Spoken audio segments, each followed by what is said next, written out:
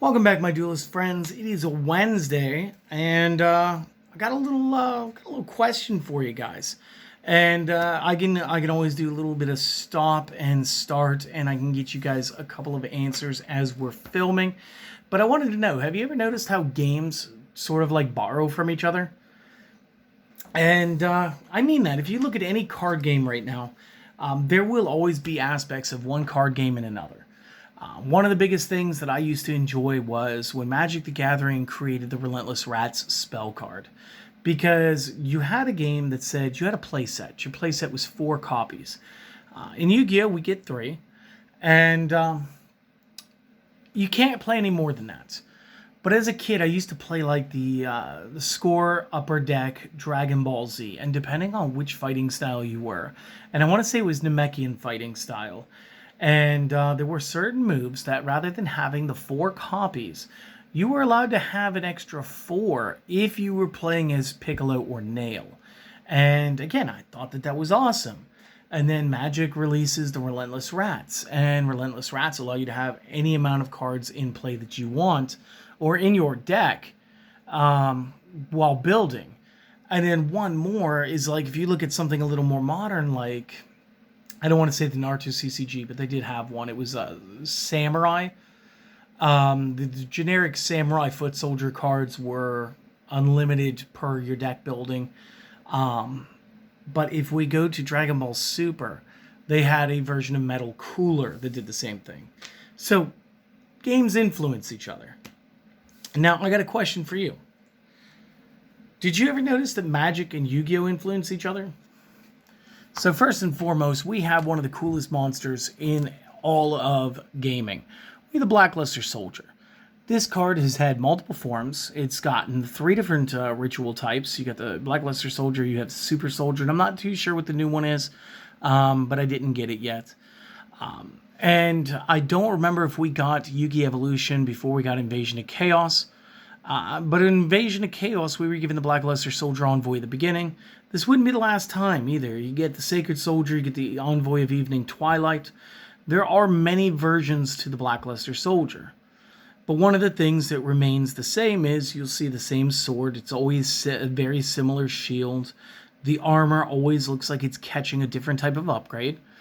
And this is really cool. Well, back in the day when I was in high school, there was this Magic set called Mirrodin.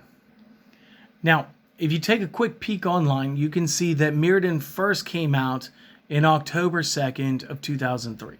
And when it came out, we would be treated to the first time Magic was giving out artifacts as equipment. Something that Yu-Gi-Oh! Had been doing since like 2002. And now, I don't think it's the fact that, Magic didn't want to, or Wizards of the Coast didn't want to give those out. I just think that if we took a look at it, you could say that we had equipped cards before they had equipped cards. But when we get to their final set, and I'll do this real quick. Release dates, cancel that search. Release date, Mirrodin 5th Dawn set. 5th Dawn released their final card, and 5th Dawn was released on June 4th, 2004. So now we just need to see when the starter deck Yu-Gi Evolution was made. And one quick way to do that is actually through the Yu-Gi app. We'll go through dashboard, we'll hit the collections, we'll go to pack, we'll go to search. We'll type in the word Yu-Gi. I know I'm doing this all off screen right now. So we're looking for Yu-Gi Evolution. And Yu-Gi Evolution was before that, right? March 1st, 2004. Versus, what did we say? Release date, 5th Dawn. June 4th. So we did get our Blackluster Soldier before they finalized their last card. And last one we'll check. Release date, Invasion of Chaos. So, let's see what they say. The newest release was July 14th. Before that, July 12th. Are they going to show us the original? July 15th, 2004. So, we would get Invasion of Chaos just after they got their stuff. But they would get a pretty cool card too. The first thing they would get is their Sword of Kaldra, which would give you a +5/5 to a creature, and anytime the creature deals damage to another one, you get to banish the other one. Sounds familiar. The next piece would be a shield that gives indestructible, and is indestructible, and makes the equipped creature indestructible. So this is actually pretty cool. And this, of course, tells you that you're going to get the helm in the next set. And you may or may not notice this, but these are the original sets. And what you're going to notice is the set symbols for these were actually the pieces of these armor. The last one being the helm. And the helm gives first strike, trample, and haste. And additionally, you could pay 1 mana in the Magic game, and you could have a colorless avatar token appear named Kaldra that would go ahead and take possession of all of these and apply all of the effects at once. Now, it's arguable we got the Blackluster Soldier before they got the sword. They got the complete set before we got the Envoy. This card was in the show well beforehand, and you know that they were planning this set before it was released. It had to be put through playtest and everything else.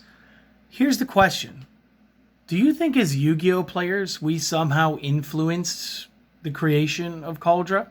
Or do you think it's just a good coincidence that we both got a really cool warrior right around the same time period? Now I'm going to go a step further. I'm going to show you a newer card that you could use in your commander plays called Kaldra Complete. Now, for those Magic fans, you already know what complete means. It's when Phyrexians essentially taint and turn somebody into a soulless husk. A quick way for Yu-Gi-Oh players to understand this. During Phantom of Darkness, we had what? We didn't quite have the Plague Spreader zombie and him turning other cards into zombies, but we did have Yubel. And Yubel seemed to be leading an army of tainted dark versions of monsters, like the Armed Dragon level 7 turning to the Dark Armed Dragon, or Horus level 8 turning into Dark Horus. General Freed went dark, Greffer went dark. There were a lot of cards that had a dark taint to them. And it would be a while until we got Kaldra Complete. So we definitely had Phantom of Darkness before that. But the Phyrexians were definitely in the Magic story before I think Yu-Gi-Oh was a thing. So it's kind of cool because maybe this all helps influence each other. And it's just kind of cool. So if you guys ever see me playing some Commanders and you see me whip these cards out, I'm just going to let you know right now, I do keep a Blackluster Soldier to use as my token because I do think that these two monsters, the Kaldra and the Blackluster Soldier, could be very on similar terms as to what they are. And it's kind of like a cheeky little way of saying, like, they're the same but different. And then again, the Kaldra Complete even kind of feeds into like what we've done before. But maybe that's something where we were influenced by their card game. Just some food for thought. You guys let me know what you think. Maybe I'm just talking sideways and I don't know what I'm doing, but that's most of the time, right? So, thanks for stopping by. Hopefully you guys enjoyed this, and I'll see you on the next video. Later.